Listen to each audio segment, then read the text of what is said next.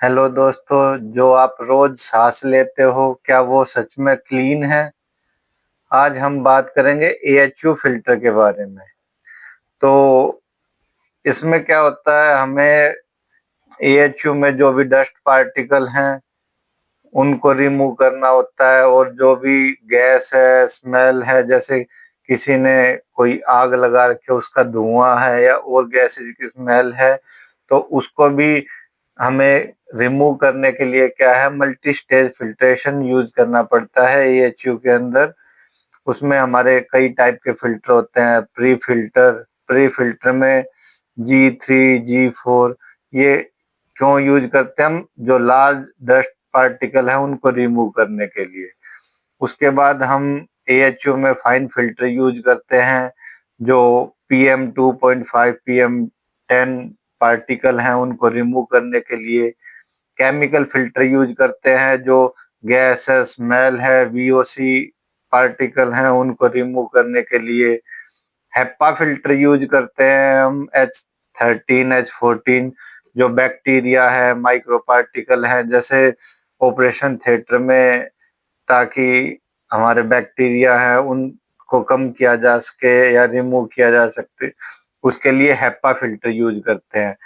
एक उससे भी high application, ultra clean application में उल्फा फिल्टर भी यूज करते हैं हम।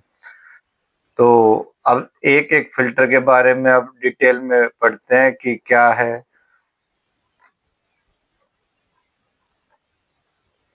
सबसे पहले बात करते हैं हम प्री फिल्टर की। प्री फिल्टर ये फर्स्ट स्टेज होती है फिल्ट्रेशन की। ये हमारा क्या करता है, सिस्टम को प्रोटेक्ट करता है। और जो भी हमारे डस्ट पार्टिकल हैं 10 माइक्रोन या उससे ज़्यादा साइज के, उन पार्टिकल को रोकता है। जैसे 10 माइक्रोन से बड़े पार्टिकल में हमारी डस्ट आ जाती है, हेयर आ जाते हैं, फाइबर आ जाते हैं। ये एज पर EN 779 स्टैंडर्ड के अकॉर्डिंग G2 से G4 ग्रेड तक होते हैं। एज पर ASHRAE 52.2 के अकॉर्डिंग MERV 5 से MERV 8 तक होते हैं। इनका मेन रोल क्या होता है, सिस्टम को प्रोटेक्ट करना। और प्री फिल्टर के बाद जो भी हम नेक्स्ट फिल्टर लगाते हैं, जैसे फाइन फिल्टर है, उसकी लाइफ को बढ़ाना। तो ये हमारा प्री फिल्टर है। फर्स्ट स्टेज होती है फिल्ट्रेशन की। अब इसके बाद आता है हमारा सेकंड, सेमी फाइन फिल्टर या फाइन फिल्टर। ये बेसिकली क्लीन स्टेज के लिए यूज होता है। इसमें हमारा जो पार्टिकल है, ये फिल्टर 1 माइक्रोन से 10 माइक्रोन तक के पार्टिकल को रिमूव कर देता है। ये कैप्चर करता है PM10 PM2.5, पोलन, मोल्ड, इनको कैप्चर करके हमारे सिस्टम तक पहुंचने नहीं देता और एयर को क्लीन करता है। तो ये एक्चुअल इंडोर एयर की क्वालिटी को इम्प्रूव करने के लिए ये फिल्टर यूज होता है। EN 779 स्टैंडर्ड के अकॉर्डिंग ये F5 से F9 तक रेंज होती है इसकी। अलग अलग ग्रेड के फिल्टर होते हैं। ASHRAE 52.2 के अकॉर्डिंग MERV 9 से लेके 15 16 तक फिल्टर होते हैं। ये जो भी हमारा सिस्टम है उसमें PM2.5 मेंटेन करने के लिए, या जो एक्चुअल इंडोर एयर है उसकी क्वालिटी को इम्प्रूव करने के लिए ये फिल्टर यूज करते हैं हम। जो भी हमारे हॉस्पिटल हैं या ऑफिस हैं, उसमें हम प्री फिल्टर के साथ फाइन फिल्टर यूज करते हैं। उसके बाद आता है केमिकल फिल्टर। केमिकल फिल्टर आजकल बहुत इम्पोर्टेंट फिल्टर हो गया है। जो भी हमारा एयर में स्मेल है, VOC कंपाउंड है, अमोनिया है, और भी गैसेज हैं, उनको रिमूव करने के लिए केमिकल फिल्टर का यूज होता है।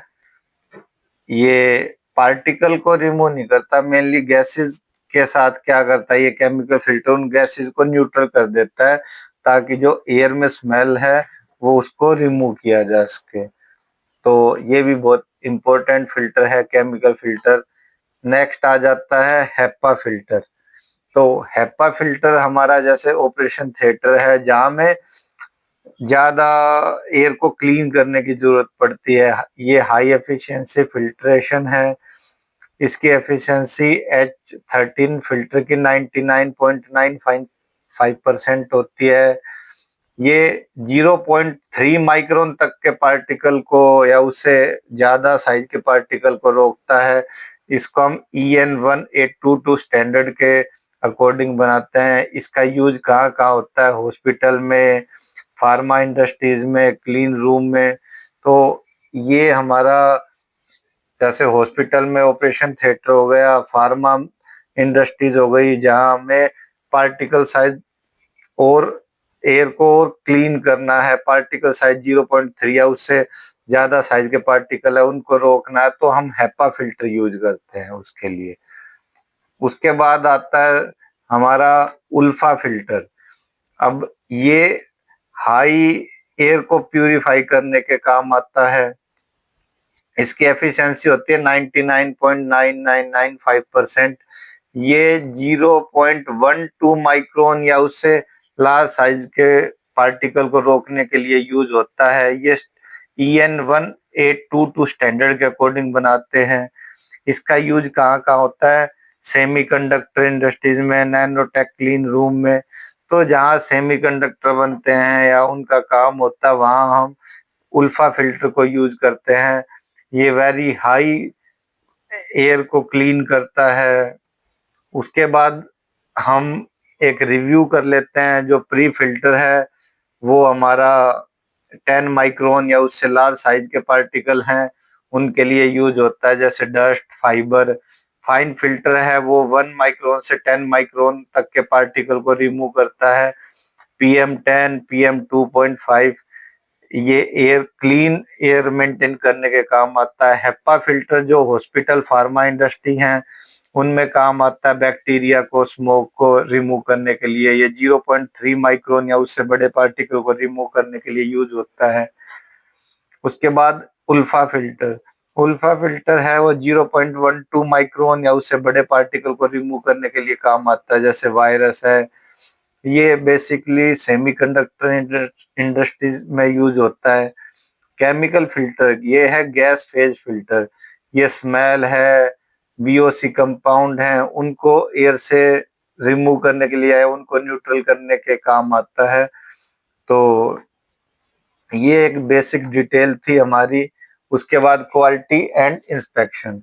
इनकमिंग इंस्पेक्शन में चेक करना होता है फिल्टर का टाइप क्या है, फिल्टर की क्लास क्या है, फिल्टर का साइज क्या है, फिल्टर का फ्रेम चेक करते हैं कि डायगोनलिटी ठीक है उसकी, कहीं बैंड तो नहीं है, मीडिया डैमेज तो नहीं है।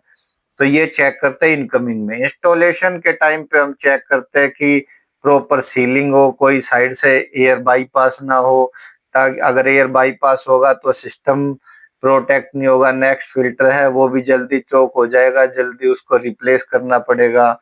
एयर फ्लो की डायरेक्शन ठीक हो, टाइटली क्लैंप हो।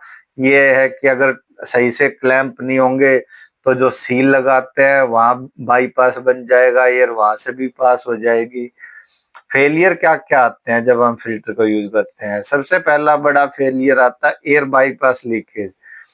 Wrong filter selection.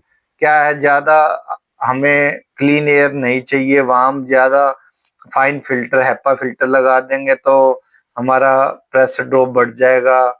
तो फैन हमें हायर CFM पे सेलेक्ट करना पड़ेगा या बड़े फैन के लिए जाना पड़ेगा। तो एक गुड फिल्टर सिलेक्शन भी इम्पोर्टेंट है। फिल्टर मीडिया डैमेज नहीं होना चाहिए, हाई प्रेशर ड्रॉप नहीं होना चाहिए।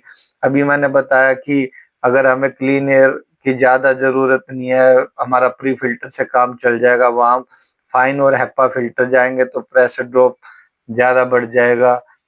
तो हम यूनिट के अंदर चेक कैसे करते हैं कि फिल्टर साइट पे या कंपनी में इनिशियल प्रेशर ड्रॉप कितना होना चाहिए, फाइनल प्रेशर ड्रॉप कितना होना चाहिए। अब हमने सिस्टम में इंस्टॉल कर दिया फिल्टर, अब प्रेशर ड्रॉप मेजरमेंट करके ही हम चेक करेंगे कि फिल्टर इस कंडीशन में आ चुका है कि उसको क्लीन करना है। जैसे प्री फिल्टर है, अब वो अगर प्रेशर ड्रॉप बढ़ जाता है 150 से 200 पास्कल तक, तो हमें उसको क्लीन करने की ज़रूरत है। तो ये हमारे चेक पॉइंट है क्वालिटी और इंस्पेक्शन में। तो आज की वीडियो के लिए इतना ही, मिलते हैं नेक्स्ट वीडियो में। Thank you.